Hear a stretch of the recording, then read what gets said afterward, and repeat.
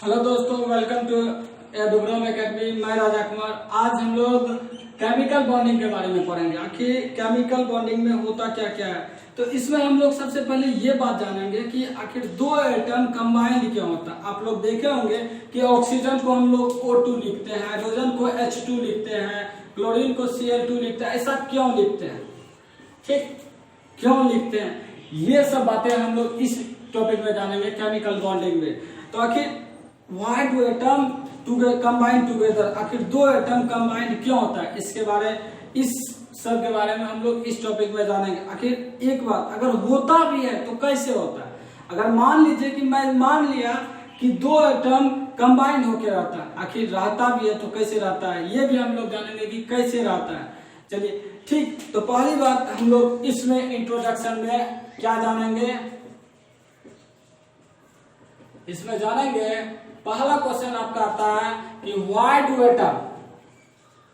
Atom combine together, why do atom combine together,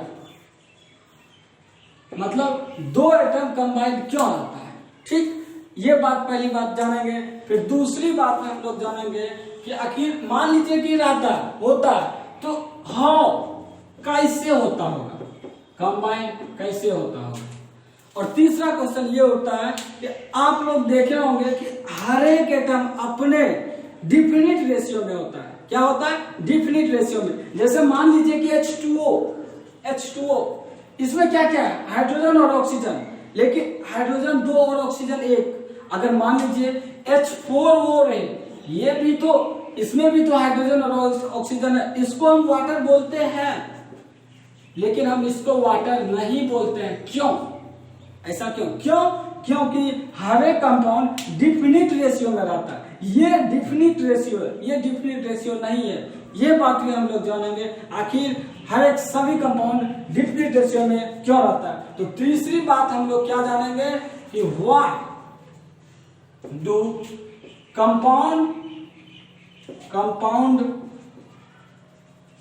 definite ratio, why do compound definite ratio, definite ratio मतलब कि दो atom मतलब कोई भी कंपाउंड डिफिनिट रेशियो में आखिर रहता क्यों है, ये बात जानेंगे। तो हर एक चीज, मान लीजिए कि ऐसा एटम कर रहा है, काम कर रहा है, क्या कर रहा है कि वो दो एटम के साथ मिलकर रह रहा है। मान लीजिए कि रह रहा है, कैसे रह रहा है वो तो बात की बात है। तो आखिर रह क्यों रहा होगा, क्यों, क्योंकि उसको स्टेबिलिटी मिल रहा होगा। क्या मिल रहा होगा, स्टेबिलिटी, वो स्टेबल हो रहा होगा, इसलिए तो वो दो एटम के साथ कंबाइन रहता है। तो सिंपल सा फंडा क्या है कि उसको स्टेबिलिटी मिलता होगा, स्टेबिलिटी मिलता होगा। अब नई बात क्या आ गया कि ये भाई स्टेबिलिटी होता क्या है, क्या होता है स्टेबिलिटी। तो इस स्टेबिलिटी को समझाने के लिए हमें दो थ्योरी को जानना पड़ेगा। पहला, टू थ्योरी है।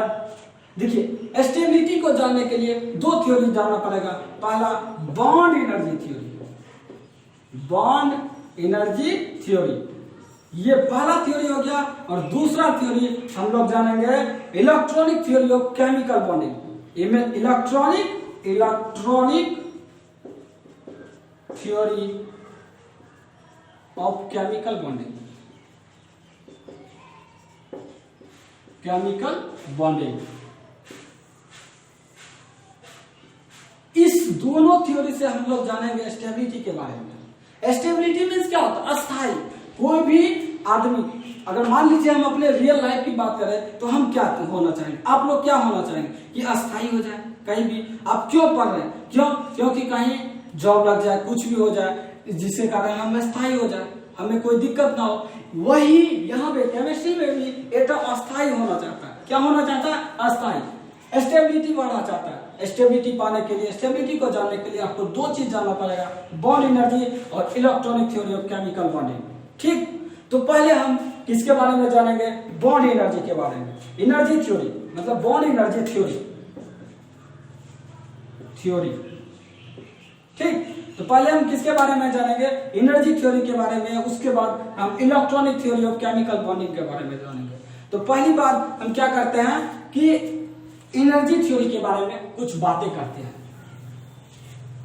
आखिर एनर्जी थ्योरी होता क्या है? आप लोग ये तो जानते होंगे, पहला क्या हो जाएगा, एनर्जी थ्योरी। एनर्जी थ्योरी देखिए, अगर मान लीजिए कि ये कोई ऑर्बिट है, मतलब ये कोई परमाणु है, अणु है, ठीक। आप लोग जानते होंगे कि इस कक्षा में क्या रहता है, इलेक्ट्रॉन, और इस नाभिक में क्या रहता है, प्रोटॉन और न्यूट्रॉन। प्रोटॉन और न्यूट्रॉन, इधर क्या रहता है, इलेक्ट्रॉन। इलेक्ट्रॉन। अब बताइए कि ये प्रोटॉन पे कौन सा चार्ज, पॉजिटिव चार्ज, इलेक्ट्रॉन पे नेगेटिव चार्ज, ये क्या करेगा, खींचेगा। लेकिन आप लोग ये भी जानते हैं कि इलेक्ट्रॉन इस कक्षा में घूरते रहता है, तो घूरते रहेगा, घूरेगा कैसे? अगर मान लीजिए कि आप चल रहे हैं, तो चल रहे हैं कैसे, एनर्जी, आपके पास एनर्जी रहेगा तभी तो चलेंगे। अगर आपके पास ज्यादा एनर्जी रहेगा तो क्या आप स्टेबिलिटी एक जगह ना पाइएगा, अस्थायी हो पाइएगा? नहीं। क्यों? क्योंकि देखिए यहां से एक कंडीशन आता है क्या, कि स्टेबिलिटी जो है, स्टेबिलिटी इनवर्सली प्रोपोर्शनल होता है एनर्जी का। ये बात आप लोग जान लीजिएगा। स्टेबिलिटी क्या होता है, इनवर्सली प्रोपोर्शनल टू एनर्जी। अगर एनर्जी बढ़ेगा तो स्टेबिलिटी घटेगा, अगर एनर्जी घटेगा तो स्टेबिलिटी बढ़ेगा। समझ में आ रही बात? मतलब एनर्जी बढ़ेगा तो स्टेबिलिटी घटेगा, स्टेबिलिटी बढ़ेगा तो एनर्जी घटेगा, ठीक। तो ये सिंपल सा फंडा आ गया। मान लीजिए कि आप दो कोई एटम लेते हैं। अभी हम क्या बोले कि पहला आपका क्वेश्चन क्या था कि आखिर दो एटम कंबाइंड क्यों होता है, मतलब दो एटम मिलके क्यों रहता है। तो मान लीजिए कि दो एटम है, एक मान लीजिए एक ये एटम, ठीक, और एक इधर, एक ये एटम ले लेते हैं। दोनों में क्या होगा, इलेक्ट्रॉन होगा, इस पे भी इलेक्ट्रॉन, इस पे भी इलेक्ट्रॉन होगा कुछ, और इस पे भी इलेक्ट्रॉन होगा। अब बताइए कि मान लीजिए पहले इस एटम के बारे में बात करता है, तो ये इलेक्ट्रॉन को ये प्रोटॉन क्या करेगा, खींचेगा, अपने आप में भी खींचेगा। अगर ये दोनों एटम को एक जगह लाया जाए तो क्या ये प्रोटॉन भी इस इलेक्ट्रॉन को खींचेगा, खींचेगा ना, मतलब अट्रैक्शन होगा, इस दोनों में भी अट्रैक्शन होगा। लेकिन यहीं पर इस इलेक्ट्रॉन में क्या होता है, आप लोग ये बात जान लीजिए कि सेम चार्ज में रिपल्सन होता है और अपोजिट चार्ज में अट्रैक्शन होता है। तो प्रोटॉन पे कौन सा चार्ज, पॉजिटिव चार्ज, इलेक्ट्रॉन पे नेगेटिव चार्ज, इसलिए अट्रैक्शन होता है। लेकिन इलेक्ट्रॉन में क्या होगा, रिपल्सन होगा, ठीक। अब प्रोटॉन में भी क्या होगा, रिपल्सन होगा। लेकिन इस प्रोटॉन में क्या होगा, अट्रैक्शन होगा। क्यों, इलेक्ट्रॉन प्रोटॉन में क्या अट्रैक्शन होगा। तो देखिए हम लोग मतलब इस इलेक्ट्रॉन में क्या हो रहा है, रिपल्सन हो रहा है, प्रोटॉन में क्या है, अट्रैक्शन हो रहा है। तो अपने में भी तो रिपल्सन होगा, ये इलेक्ट्रॉन प्रोटॉन में क्या होगा, अट्रैक्शन होगा ना। तो ऐसे मतलब रिपल्सन हो रहा है, अट्रैक्शन हो रहा है। लेकिन यहां से अगर कैलकुलेशन निकाला जाए तो नेट अट्रैक्शन होता है। क्या होता है, नेट अट्रैक्शन होता है, मतलब कि नेट खींचा जाता है। अगर खींचाएगा तो इसका मतलब क्या, बॉन्ड बनेगा, नेट क्या होगा, अट्रैक्शन होगा। अब मान लीजिए कि अगर अट्रैक्शन होगा तो क्या होगा, एनर्जी रिलीज होगा, एनर्जी निकलेगा, एनर्जी रिलीज होगा, रिलीज होगा, ठीक। मतलब अट्रैक्शन होने से क्या होता है, एनर्जी रिलीज होता है। अगर एनर्जी रिलीज होगा, कोई भी चीज, अगर मान लीजिए एनर्जी रिलीज हो रहा है, अगर एनर्जी खपत हो रहा है तो क्या कहीं ना कहीं कम हो रहा है। तो जैसे एनर्जी रिलीज होगा इसका मतलब बॉन्ड बनेगा, बॉन्ड फॉर्मेशन होगा, फॉर्मेशन मतलब बनेगा, बॉन्ड फॉर्मेशन होगा, ठीक। अगर बॉन्ड फॉर्मेशन होगा, देखिए बॉन्ड फॉर्मेशन क्यों, एनर्जी रिलीज करके बॉन्ड फॉर्मेशन कर रहा है, कैसे, आखिर क्यों करेगा, क्योंकि बॉन्ड बनाने से उसकी स्टेबिलिटी इंक्रीज करता है। स्टेबिलिटी ऊपर लिखते हैं, स्टेबिलिटी क्या करेगा, गेन करेगा, स्टेबिलिटी गेन करेगा, मतलब हम लोग क्या देखें कि दो एटम के बीच क्या होता है, अट्रैक्शन, नेट क्या होता है, रिपल्सन अट्रैक्शन दोनों होता है, लेकिन नेट क्या पढ़ते हैं, नेट क्या हो जाता है, अट्रैक्शन, मतलब रिपल्सन अट्रैक्शन करने से अट्रैक्शन नेट होता है। अगर अट्रैक्शन होगा तो एनर्जी रिलीज होगा, एनर्जी रिलीज होगा तो बॉन्ड बनेगा, बॉन्ड बनेगा तो स्टेबिलिटी गेन करेगा, मतलब कंपाउंड परमाणु एटम क्या करेगा, स्टेबिलिटी पाएगा। और सभी एटम क्या चाहता है, अपने आप को स्टेबल बनाना, इसलिए स्टेबिलिटी होगा। तो ये बात हम एनर्जी थ्योरी यही कहता है, एनर्जी थ्योरी क्या कहता है, ये सब बात हम लोग एनर्जी थ्योरी में पढ़ेंगे। अब हम लोग जो हेडिंग लगा है उसके बारे में कुछ जान लेते हैं कि केमिकल बॉन्ड कहते किसको, केमिकल बॉन्ड कहते किसको। देखिए हम लोग जानते हैं कि एक एटम दूसरे एटम से क्या होता है, एक एटम दूसरे एटम से क्या होता है, हर वक्त फोर्स लगाते रहता है। आप लोग ग्रेविटेशन में पढ़े होंगे कि अगर मान लीजिए कि यहाँ पे एक ही एटम है, एक ये एटम है, तो इस दोनों में क्या लग रहा होगा, कोई ना कोई फोर्स लग रहा होगा, ठीक, फोर्स हर वक्त लगते रहता है। जो हम में और आप में भी कोई ना कोई फोर्स लग रहा है, लेकिन पता नहीं चलता। तो जो फोर्स लगता है, फोर्स लगने से जो बॉन्ड बनता है, उसी बॉन्ड को हम लोग केमिकल बॉन्ड कहते हैं। मतलब force of attraction which all atoms are bonded together is called chemical bonding. मतलब जो भी फोर्स लगने से जो भी बॉन्ड का निर्माण होता है, जो भी बॉन्ड बनता है, उसी बॉन्ड को हम लोग क्या बोलते हैं, केमिकल बॉन्डिंग। तो केमिकल बॉन्डिंग का डिफिनेशन क्या हो गया, force of attraction bye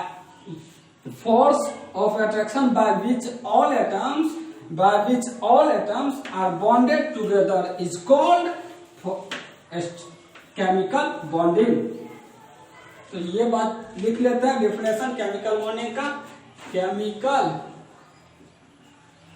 bond का डेफिनेशन लिख लेते हैं, force of attraction by which all atoms are together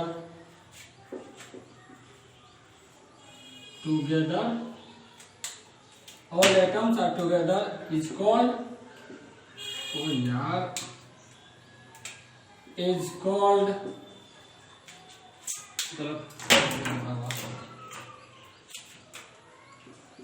called chemical bond. Chemical bond मतलब केमिकल बॉन्ड किसको कहते हैं, जो भी फोर्स लगता है, अगर कोई भी एटम के बीच जो भी फोर्स लगता है, उस फोर्स से जो बॉन्ड बनेगा, उसी बॉन्ड को हम लोग केमिकल बॉन्ड कहते हैं। ये हम लोग डिफिनेशन जान लिए, लेकिन वो हमें मेन कंटेंट है स्टेबिलिटी को समझना। तो स्टेबिलिटी के बारे में पहले क्या जाने, एनर्जी थ्योरी। तो अब दूसरा थ्योरी कौन सा था, electronic theory of chemical bonding. इसलिए पहले हम केमिकल बॉन्डिंग का डिफिनेशन बता दिए। तो दूसरा थ्योरी क्या है, इलेक्ट्रॉनिक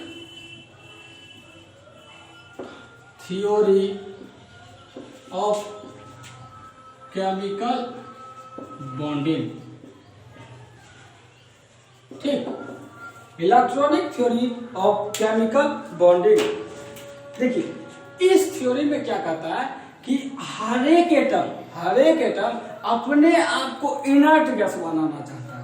अब आप लोग पूछिएगा कि कोई भी एटम अपने आप को इनर्ट गैस क्यों बनाना चाहेगा, तो आप लोग ये बात जान लीजिए कि इनर्ट गैस हमेशा फुल फिल होता है। क्या होता है, फुल फिल। तो फुल फिल होगा तो क्या, इसका मतलब अगर उसे भूख ही नहीं लगी है तो क्या वो अस्थायी होगा, स्टेबल होगा या अनस्टेबल, स्टेबल होगा। अब ऐसी बात है, वो क्या होगा, इनर्ट गैस स्टेबल होता है।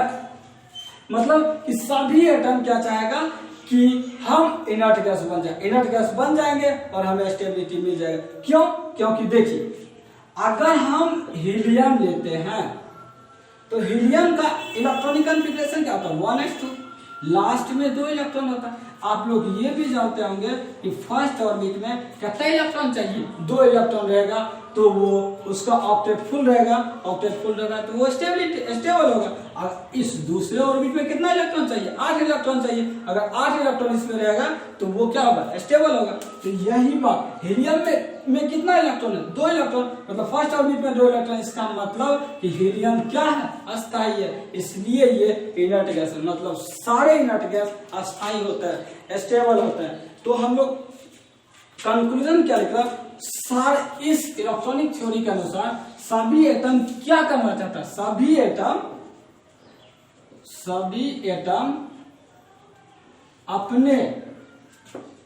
अपने आप को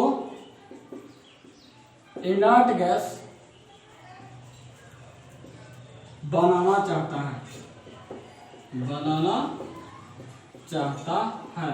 ठीक, इनर्ट गैस को बनाना चाहता है, मतलब अपने आप इनर्ट गैस बनना चाहता है। ठीक, अब सवाल होता है क्या कि आखिर इनर्ट गैस क्यों बनेगा, क्या इनर्ट गैस क्यों बनेगा। तो आप लोगों को हम बताएं कि इनर्ट गैस बनने से क्या होता है कि उसकी स्टेबिलिटी इंक्रीज करती है। पीरियोडिक टेबल में इनर्ट गैस का स्टेबिलिटी बहुत ही ज्यादा होता है। आप लोग जब इनर्ट गैस से कोई भी इनर्ट गैस, मान लीजिए कि हीलियम, नियॉन से अगर एक भी इलेक्ट्रॉन निकालिएगा तो आपको इसमें बहुत ज्यादा एनर्जी देना पड़ेगा। यहां से आयनाइजेशन एनर्जी बहुत ज्यादा निकलता है। और आपको पहले अभी पता है कि स्टेबिलिटी जो है, स्टेबिलिटी क्या होता है, एनर्जी का इनवर्सली प्रोपोर्शनल होता है। तो अगर एनर्जी ज्यादा होगा तो स्टेबिलिटी कम होगा। तो बहुत ज्यादा एनर्जी निकल रहा है तो स्टेबिलिटी क्या हो जाता है, कम हो गया। इसका मतलब कि इससे इलेक्ट्रॉन निकल ही नहीं सकता, क्योंकि ये पहले से स्टेबल है। इसलिए इस नियॉन सारे इनर्ट गैस क्या होते हैं, स्टेबल होते हैं। ठीक, सारे इनर्ट गैस स्टेबल होते हैं। अब जान लेते हैं कि कौन कौन सा इनर्ट गैस है। तो इनर्ट गैस पहला हम हीलियम लेते हैं। अगर हीलियम का कॉन्फ़िगरेशन लिखा जाए तो 1s2 होता है ना, लास्ट में 2 इलेक्ट्रॉन। हीलियम के बाद आता है नियॉन का एटॉमिक नंबर कितना, 10। तो 1s2 अच्छा से लिखते हैं, 1s2 2s2 2p6, 10 फुट गया, 2 4 6। देखिए इसको हम क्या बोलते हैं, कभी कभी पूछ देगा, इसको हम ड्यूप्लेट बोलते हैं। ड्यूप्लेट क्या बोलते हैं, ड्यूप्लेट मतलब अगर वैलेंस सेल में 2 इलेक्ट्रॉन रहे तो उसको ड्यूप्लेट बोलते हैं। अगर वैलेंस सेल में 8 इलेक्ट्रॉन रहे तो उसको ऑक्टेट बोलते हैं। क्या बोलते हैं, ऑक्टेट। ठीक, अगर मान लीजिए कि इसके बाद क्या था, आर्गन का क्या हो जाएगा, लास्ट में क्या आएगा, 3s2 3p6 यही आएगा ना। इसके पहले जो आप इसका अगर क्रिप्टन ले लें तो क्या आएगा, 4s2 4p6। अगर जेनॉन रहे क्रिप्टन के बाद जेनॉन तो इसका भी 5s2 5p6। ये सब क्या, ये सब ऑक्टेट है, मतलब ये सब क्या, ऑक्टेट। इस सब को क्या बोलता है, ऑक्टेट। क्या बोलता है, अगर बैलेंस में देखिए, बैलेंस सेल में कितना इलेक्ट्रॉन, 8 इलेक्ट्रॉन है ना। अगर 8 इलेक्ट्रॉन रहे तो उसको हम ऑक्टेट बोलते हैं। अगर 2 इलेक्ट्रॉन रहे तो उसको हम ड्यूप्लेट बोलते हैं। ठीक, तो यहां तक हम लोग समझ गए electronic theory of chemical bonding क्या कहता है। केमिकल बॉन्डिंग में इलेक्ट्रॉनिक थ्योरी का क्या क्या कि सब एटम अपने आप इनर्ट गैस बनना चाहता है। सब एटम अपने आप क्या बनना चाहता है, इनर्ट गैस। इनर्ट गैस क्यों बनना चाहता है, क्योंकि इनर्ट गैस बनने से उसकी स्टेबिलिटी ज्यादा होती है, इसलिए वो इनर्ट गैस बनता है। तो अब हम लोग जानेंगे कि आखिर भाई केमिकल बॉन्ड, ये तो हम समझ गए केमिकल बॉन्ड किसको बोलते हैं, force of attraction by which all atoms are together is called chemical bond. मतलब जो भी एटम के बीच फोर्स लगता है उससे जो बॉन्ड बनता है उसको क्या बोलते हैं, केमिकल बॉन्ड। लेकिन ये भी तो सवाल उठता है कि आखिर बॉन्ड कितने प्रकार का होता है, कौन सा बॉन्ड बनेगा, कैसे बनेगा। तो हम लोग ये बात जानते हैं कि बॉन्ड कैसे बनता है, टाइप्स ऑफ बॉन्ड, बॉन्ड कितने तरह का होता है। तो नेक्स्ट टॉपिक क्या है हमारा, टाइप्स ऑफ बॉन्ड।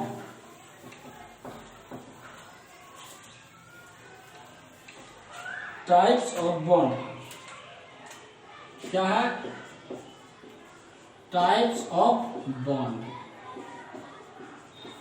ठीक, टाइप्स ऑफ बॉन्ड। देखिए बॉन्ड जो है ना, केमिकल बॉन्ड में 2 तरह का बॉन्ड होता है। कितने तरह का बॉन्ड होता है, 2 तरह का। पहला इंटर एटॉमिक बॉन्ड। क्या होता है, inter atomic bond, inter atomic bond, ठीक। और दूसरा क्या होता है, इंटर मॉलिक्यूलर बॉन्ड। मॉलिक्यूल के बीच में तो बॉन्ड बनता है, जैसे H2O, इसका स्ट्रक्चर कैसे होता है, ऐसे होता है। तो ये देखिए, ये क्या, अगर एक से ज्यादा एटम है तो वो मॉलिक्यूल होगा, तो मॉलिक्यूल में भी तो बॉन्ड बनता है। तो दूसरा बॉन्ड क्या होता है, इंटर मॉलिक्यूलर बॉन्ड।